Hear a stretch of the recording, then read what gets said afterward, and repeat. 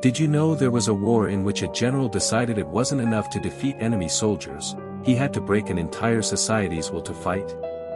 He didn't just want to win battles. He wanted to crush a nation from the inside. In 1864, in the middle of the American Civil War, one man put into action a strategy that would shock the world, and still divides historians today. His name was William Tecumseh Sherman. And his march through the South would change warfare forever. Atlanta in flames. September 1864.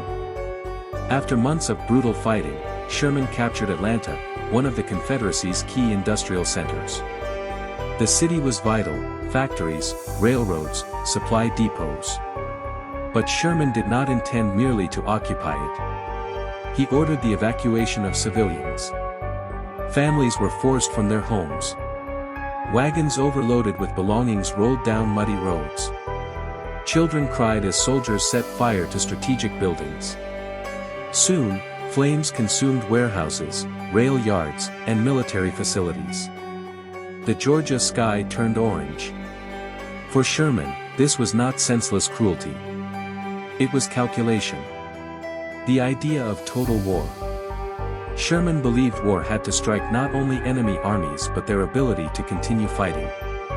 He once wrote words that would echo through history. War is cruelty.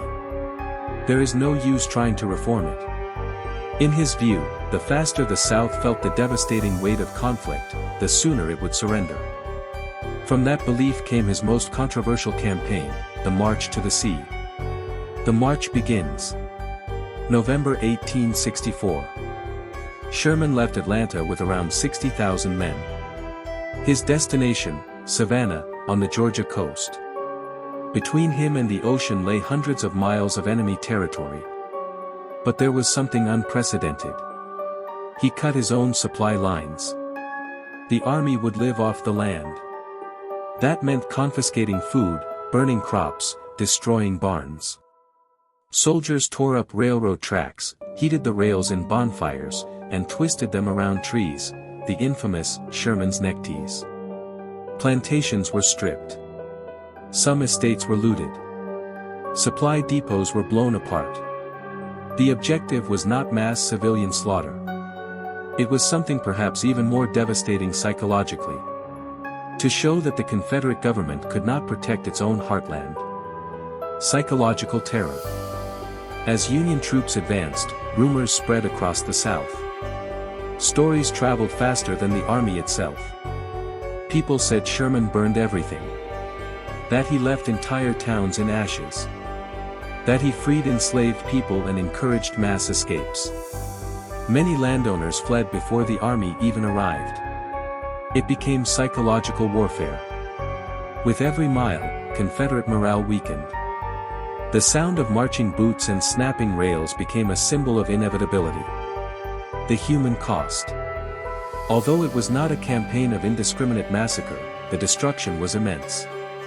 Ruined crops meant hunger. Slaughtered livestock meant families without livelihood. Destroyed infrastructure left towns isolated.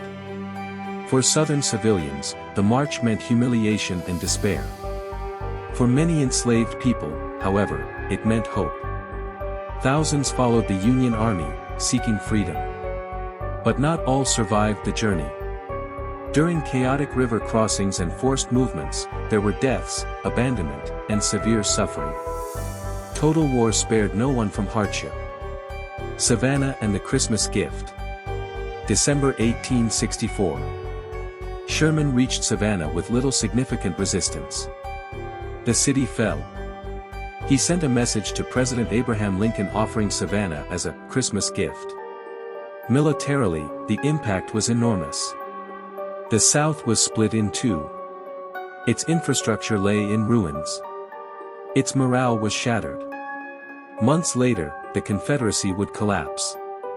Hero or villain? To many in the North, Sherman was a brilliant strategist who shortened the war. To many in the South, he became a symbol of devastation. His march left deep economic and emotional scars. But it also accelerated the end of a conflict that had already claimed hundreds of thousands of lives. Sherman believed that making war terrible enough would make future generations hesitate before starting another. Whether he was right, history still debates. The March to the Sea was not just a military campaign. It was a warning.